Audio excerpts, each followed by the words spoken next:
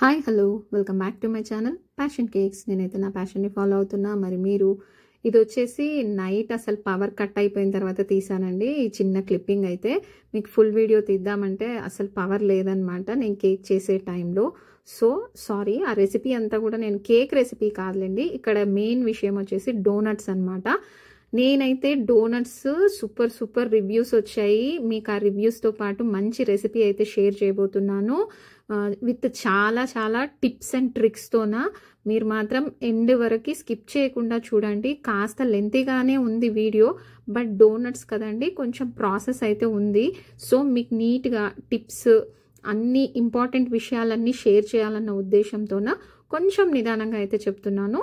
So మీరు మాత్రం ఎక్కడా కూడా స్కిప్ చేయకుండా చూస్తే చాలా వరకు అయితే మీకు ఎవరైనా ఫస్ట్ టైం చేస్తున్నట్టయినా కూడా ఎగ్లెస్ డోనట్స్ అన్నమాట. చాలా యమ్మీ టేస్ట్తో చాలా అంటే చాలా బాగా చేసేలాగా అయితే నేను మీకు చూపించబోతున్నాను. ఇంకా ఆలస్యం ఎందుకు, ఇప్పుడైతే నేను రెసిపీని షేర్ చేసేస్తాను. ఒకసారి అయితే చూసేయండి. ఇక్కడ కేక్ మీద వచ్చేసి ఒక 2 డోనట్స్ మనకి ప్లేస్ చేసినట్టుగా ఒక రెఫరెన్స్ పిక్ అయితే పెట్టారండి కస్టమర్. దానికోసం నేను ఏం చేశానంటే మీకు ఇంకా ఎక్స్ట్రా ఏమైనా కావాలా అని అడిగానండి. ఇంకొక 5 డోనట్స్ అయితే ఎక్స్ట్రా అడిగారనమాట. ఆ విధంగా నేనైతే ఫస్ట్ టైం ఇలా డోనట్స్ అయితే ట్రై చేశాను, సక్సెస్ అయ్యాను. మొత్తం మీదైతే కస్టమర్ కూడా చాలా అంటే చాలా బాగుందని రివ్యూ ఇచ్చారు. వాళ్ళు బయట తిన్నదానికన్నా కూడా చాలా ఫ్రెష్గా ఉందండి కేక్ ప్లస్ డోనట్స్ అయితే చాలా యమ్మీగా ఉందని అయితే మనకు రివ్యూ ఇచ్చారు. జనరల్గా డోనట్సే కాకుండా బాంబ్లినోస్ అని ఇప్పుడు రీసెంట్గా ట్రెండింగ్ అవుతున్నాయి కదండి, అది కూడా బ్యాటర్ సేమ్ అనమాట. ఈ డోనట్స్కి వాడే బ్యాటరే ఇక్కడ బాంబ్లినో కూడా నేను ట్రై చేశాను అదే బ్యాటర్తో. చాలా అంటే చాలా సాఫ్ట్గా ఎంత బాగుందో చూడండి. టేస్ట్ వైజ్ కూడా అంతే ఆసమ్ వచ్చాయి. సో మిస్ చేయకుండా స్కిప్ చేయకుండా వీడియో లెంతీగా ఉన్నా సరే ప్లీజ్ నా మాట విని ఎండ్ దగ్గర చూడండి. మీకు మంచి టిప్స్ అయితే దొరుకుతాయని నేను ప్రామిస్ చేస్తున్నాను. ఓకేనా? ఇక్కడైతే ఇంగ్రీడియంట్స్ లిస్ట్ ఒకసారి ఇచ్చేస్తున్నాను. మీరు మిస్ అవ్వకుండా ఇంగ్రీడియంట్స్ అన్నీ ఒక లిస్ట్ అవుట్ చేసుకొని ఒక నోట్స్లో అయితే రాసేసుకోండి. ఇప్పుడైతే మనం ప్రాసెస్లోకి వెళ్ళిపోదాం. ఇక్కడ వచ్చేసి నేను గ్రామ్స్లో చూపిస్తున్నాను. కప్ వైజ్ చూస్తే 2 కప్స్ మీద కాస్త ఎక్కువే మైదా పట్టింది. టోటల్గా అయితే 280 గ్రామ్స్ మైదా. మీరు కప్స్లో తీసుకుంటారా గ్రామ్స్లో తీసుకుంటారా మీ ఇష్టము. బట్ నేను అనేది ఏంటంటే నేను ఎప్పుడైతే గ్రామ్స్ చెప్తున్నానో బెటర్ గ్రామ్స్ తీసుకోండి. మీకు వెయిట్ ప్రకారం కూడా ఎలాంటి మిస్టేక్ లేకుండా వస్తుందన్నమాట. ఇక్కడ వచ్చేసి 1/8 కప్తోన 3 కప్స్ అయితే నేను మిల్క్ పౌడర్ అనేది యాడ్ చేశాను. ఇవి 2 కూడా మంచిగా జల్లిచ్చేసుకోవాలి. జల్లిచ్చేటప్పుడు కూడా ఇది ఒక టిప్ అండి, గుర్తుపెట్టుకోండి. కాస్త హైట్గా పెట్టుకోవాలి మనం జల్లిచ్చే సీవర్ని. తర్వాత ఒకే దగ్గర కాకుండా చుట్టూ వచ్చేలాగా పిండి పడేలాగా చూసుకోండి. ఎందుకు ఇదంతా అంటే కొంచెం ఏరియేషన్ అనేది మనకు పిండిలో బాగా వస్తుందన్నమాట. ఇక్కడ లంప్స్ ఏమైనా ఉన్నా పోతుంది, తర్వాత ఏమైనా వేస్టేజ్ ఉన్నా ఇక్కడ ఫిల్టర్ అవుతుంది కదా, దాంతోపాటు మనకు పిండి కూడా ఏరియేషన్ అనేది బాగా వస్తుంది. ఇక్కడైతే నేను ఈ పిండిలోనే కాస్త వెల్లాగా చేసేసి ఈస్ట్ అయితే ఇక్కడే వేసేస్తున్నానండి. ఈస్ట్ వచ్చేసి 2.5 టేబుల్ స్పూన్స్ అనమాట. సారీ 2.5 టీ స్పూన్, మళ్ళీ చెప్తున్నాను 2.5 టీ స్పూన్స్ అనమాట. మీకు స్టార్టింగ్లో రెసిపీకి మొత్తం సంబంధించిన మెజర్మెంట్స్ అన్నీ కూడా ఇచ్చాను, కన్ఫ్యూజ్ ఏమవ్వద్దు. 1/8 కప్ వచ్చేసి నార్మల్ మనం ఇంట్లో వాడే షుగరు. ఇది వచ్చేసి గోరువెచ్చని నీళ్ళండి. కాస్త 1/8 కప్తోన అదే కప్తోన 1/8 కప్ అయితే వేసాను. కాస్త ఎక్కువ తక్కువైనా పర్వాలేదు. దీనికి ఒక 5 to 10 మినిట్స్ ఇలాగే రెస్ట్ ఇచ్చేయాలన్నమాట. ఒక్కసారి కలిపేసేయండి.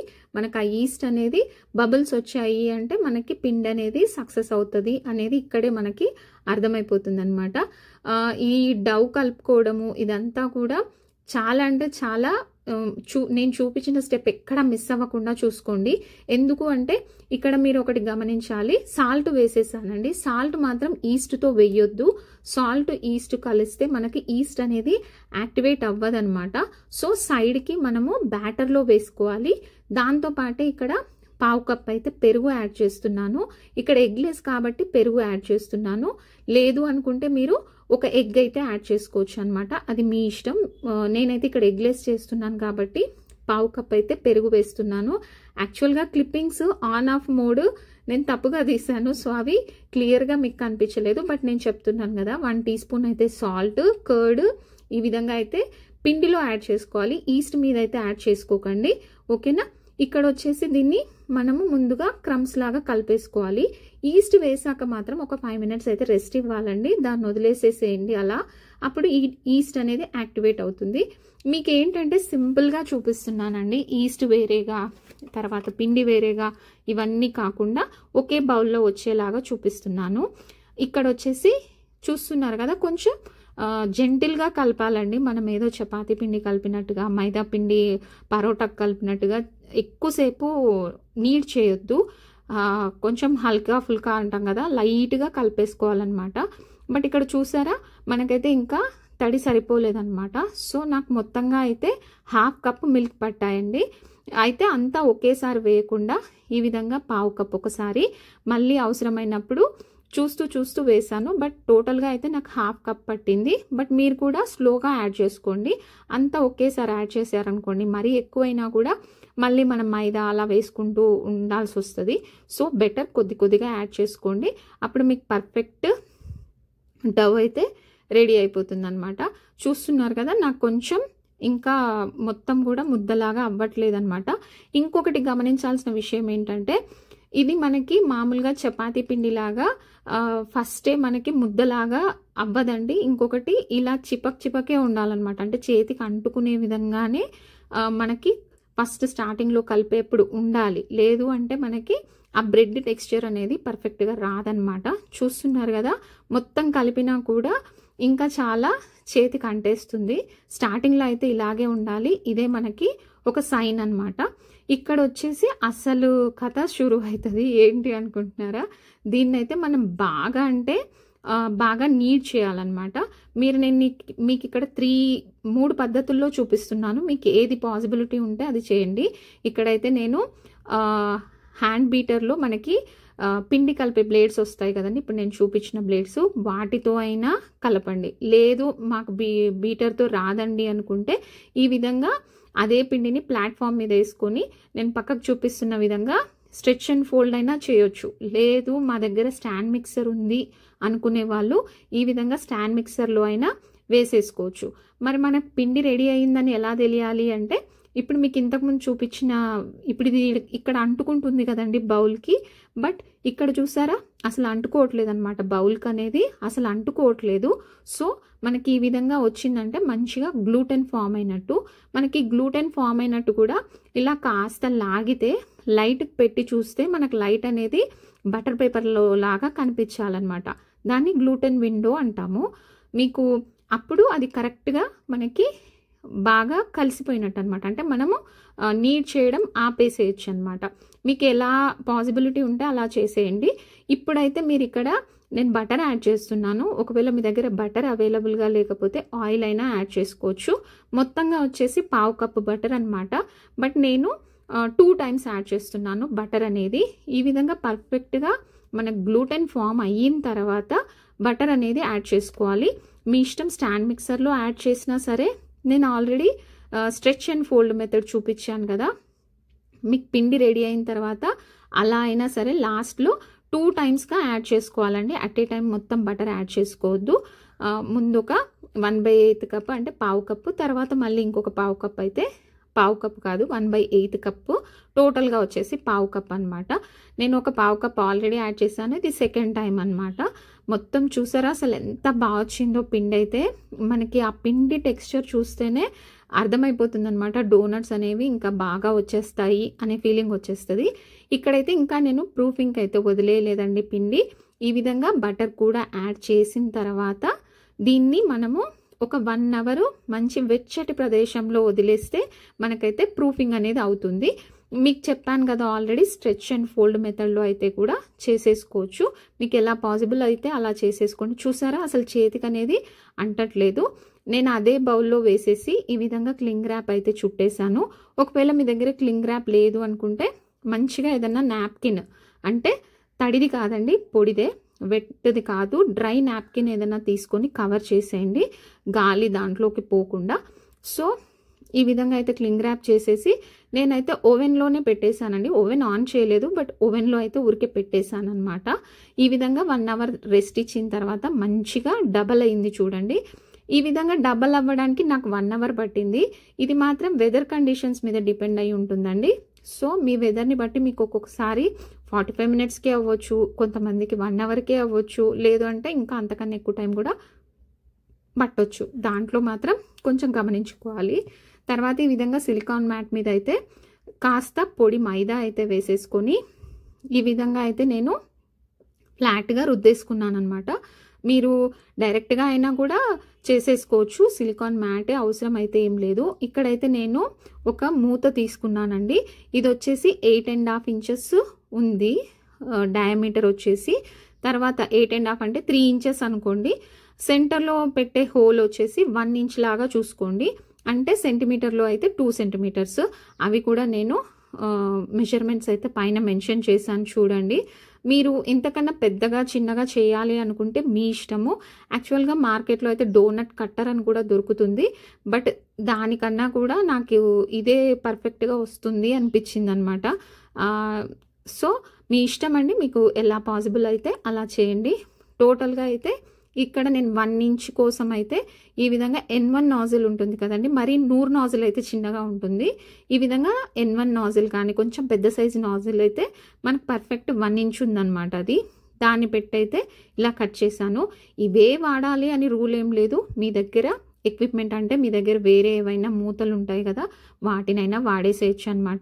బట్ మరీ పల్చగా అయితే చేయొద్దండి, ఈ మాత్రం థిక్గా అయినా ఉండాలి. తర్వాత ఇలా ఒక్కొక్కటి బటర్ పేపర్ మీదకైతే తీసేసుకోవాలి. దీని సైజుకి తగ్గట్టుగా అన్నీ తీసేసుకొని ఈ విధంగా ఒక డ్రై నాప్కిన్ అయితే కప్పేసి ఒక 10 to 15 మినిట్స్ అయితే మళ్ళీ సెకండ్ టైం ప్రూఫింగ్ అయితే వదిలేయాలన్నమాట. ఒకవేళ మీకు నెక్స్ట్ ప్రూఫింగ్ కోసం మనం ఇంకా ఆయిల్ కూడా వేడి చేసుకోవాలి కాబట్టి మనకు పర్ఫెక్ట్గా సరిపోతుందన్నమాట టైం కూడా. ఈ విధంగా అన్నీ చేసేసుకొని నేనైతే లాస్ట్కి మిగిలిన పిండిని అయితే ఈ విధంగా బాంబిలినోస్ లాగా లోపలికి టక్ చేసుకున్నాను అనమాట, బన్ లాగా. వీటిని కూడా డీప్ ఫ్రై చేసేసి మనం బాంబిలినోస్ అని చెప్పేసి ఈ మధ్య ట్రెండింగ్లో ఉన్న ఐటమ్ అయితే ఇదే డౌతో అయితే ప్రిపేర్ చేసుకోవచ్చు అనమాట. చాలా అంటే చాలా టేస్టీగా ఉన్నాయండి. నేను ఎక్స్పెక్ట్ చేయలేదు ఇంత బాగుంటాయి ఎగ్లెస్వి అని చెప్పేసి. టెక్స్చర్ వైజ్, లుక్ వైజ్ అన్ని రకాలుగాను బాగుంది. కస్టమర్ సైడ్ నుంచి కూడా మంచి రివ్యూ అయితే వచ్చింది. నాకు ఆల్రెడీ 3 kgs కేక్ ఆర్డర్ వచ్చింది. దాని మీద 2 డోనట్స్, సపరేట్గా ఒక 5 డోనట్స్ అడిగారనమాట.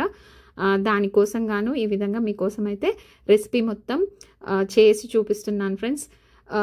ఎవరైనా ఫస్ట్ టైం మన ఛానల్ చూస్తున్నట్టయితే కనుక ప్లీజ్ లైక్ చేయండి, షేర్ చేయండి, సబ్స్క్రైబ్ చేయండి. మీకోసం మరిన్ని వీడియోస్ అయితే తీసుకురావడానికి నా వంతుగా నేనైతే ప్రయత్నం చేస్తూనే ఉంటాను. ఓకేనా? ఈ విధంగా అయితే ఒక 15 to 20 మినిట్స్ మనకు ఆయిల్ అంతా హీట్ ఎక్కే లోపు ఇదంతా కూడా సెకండ్ ప్రూఫింగ్ అయిపోతుంది. మనకి మామూలుగా స్టవ్ మీద అనుకోండి లో టు మీడియంలో పెట్టుకొని వేయించుకోవాలన్నమాట. ఒకటైతే శాంపుల్కి ముందైతే నేను కొద్దిగా పిండి వేసి చూశాను. ఇలా వేయగానే పైకి రావాలన్నమాట, కింద స్టిక్ అవ్వకూడదు. ఆయిల్ కూడా కాస్త ఎక్కువే వేసుకోండి, మరీ తగ్గించి వేసుకోవద్దు. మినిమం ఇప్పుడు నేను చేసేదానికైతే 3/4 లీటర్ వరకు పోసాను అనమాట. అంటే ఒక ప్యాకెట్లో కొద్దిగా 1/2 లీటర్ మాత్రమే ఉంచాను. ఈ విధంగా వేడి నూనె అనేది పైనుంచి కూడా వేస్తే మనకి ఏంటి అంటే డోనట్ అనేది ఇమ్మీడియట్గా మంచిగా పొంగుతుంది అనమాట, సైజ్ అనేది మంచిగా పెరుగుతుంది. ఈ విధంగా గోల్డెన్ బ్రౌన్ వచ్చేంత వరకు వీటిని అయితే వేయించుకోవాలి. మీకు బటర్ పేపర్ కానీ పార్చ్మెంట్ పేపర్ కానీ ఈ విధంగా అయితే వేసుకోవాలండి. లేదు మాకు ఇలా తీసి వేయడం రావట్లేదు అక్క అనుకుంటే ఆ పేపర్తో సహా అయినా కూడా మనము ఆయిల్లో అయితే వేసుకోవచ్చండి. నాకైతే చేతికి వచ్చాయి కాబట్టి నేను వడల్లాగా తీసి వేసేసాను అనమాట. ఇవి చూస్తుంటే మాత్రం మనం రెగ్యులర్గా చేసుకునే వడల్లాగా, చిల్లుగారెల్లాగా అనిపించాయి. మరి మీకేమనిపించాయి కింద కామెంట్ అయితే చేసి చెప్పేసేయండి. సో ఈ విధంగా అయితే చాలా అంటే చాలా పర్ఫెక్ట్గా అయితే డోనట్స్ వచ్చేసాయి అనమాట. బాంబిలినోస్ కూడా ఫ్రై చేశాను. ఇప్పుడు వచ్చేసి వీటి ఏమంటారు, డెకరేషన్ అనాలా, ఐసింగ్ కాదులేండి, కానీ వీటిని చాక్లెట్లో డిప్ చేసుకోవచ్చు. థౌజండ్స్ ఆఫ్ వెరైటీస్ ఉన్నాయండి. మీకు నచ్చిన స్టైల్లో వీటిని అయితే దీని మీద మీరు ఏం అప్లై చేసుకొని తింటారు అనేది మన ఇష్టం అనమాట. మనం ఇడ్లీ కనుక సాంబారు, చట్నీ, కారపుళ్ళు అలా అన్నట్టు వీటికి మాత్రం మనం ఏమంటాం ఐసింగ్ షుగరు, సినమన్ పౌడరు, తర్వాతకు వచ్చేసి white chocolate ganache, chocolate ganache, ఇంకా మీ ఇష్టం అండి. చాలా అంటే చాలా వెరైటీస్గా అయితే చేసేసుకోవచ్చు. బేసిక్గా అయితే డోనట్ రెసిపీ అయితే ఇదనమాట. ఈ విధంగా పైనుంచి ఆయిల్ వేస్తూ లో టు మీడియం పెట్టుకొని ఈ విధంగా అయితే అన్ని డోనట్స్ని ప్రిపేర్ చేసుకున్నానండి. యాక్చువల్గా వీడియో అయితే తీస్తూ వెళ్ళాను, సో చాలా లెంతీ అయిపోయిందండి. దగ్గర 45 మినిట్స్ వచ్చింది. నాకు ఎక్కడ ఏ పాయింట్ మిస్ చేస్తానో అన్నట్టుగా చూస్తూ ఎడిటింగ్ చేయడానికి చాలా టైం పట్టిందనమాట. డోనట్స్ అనేది సైజ్ చూసారా ఎంత బాగా వచ్చాయో, ఎంత సూపర్గా అనిపిస్తున్నాయో వీడియోలో చూస్తుంటేనే. మీరు కూడా ఒకసారి అయితే నేను చెప్పిన టిప్స్ అన్నీ ఫాలో అయ్యి ఒకసారి అయితే చేసి ఎలా వచ్చింది అనేది. మనకు కొత్తగా హైప్ అనే ఆప్షన్ ఒకటి వచ్చిందండి యూట్యూబ్లో. ఒకవేళ ఈ వీడియో కనుక హైప్ అనే ఆప్షన్ వస్తే ఖచ్చితంగా హైప్ అయితే క్లిక్ చేయండి. నా వీడియోస్ ఇంకా అందరికీ రీచ్ అవ్వడానికి చాలా హెల్ప్ అవుతుంది నాకు. ఇంకొకటి ఏంటంటే ఈ మధ్య ఇంకొక కొత్త ఫీచర్ కూడా వచ్చిందండి యూట్యూబ్లో. ఇంతకుముందు మనం వాట్సాప్లో అలాగా షేర్ చేసుకుంటాం కదా మీరు చేసిన వీడియోస్, ఏమైనా డౌట్స్ అలాంటివన్నీ. ఇప్పుడు యూట్యూబ్లోనే ఒక ఆప్షన్ అయితే వచ్చిందండి. మీరు కూడా డైరెక్ట్గా మీరు చేసిన రెసిపీస్ని, నాకు ఫొటోస్ని అక్కడే పోస్ట్ చేయొచ్చు అనమాట నా కోసము.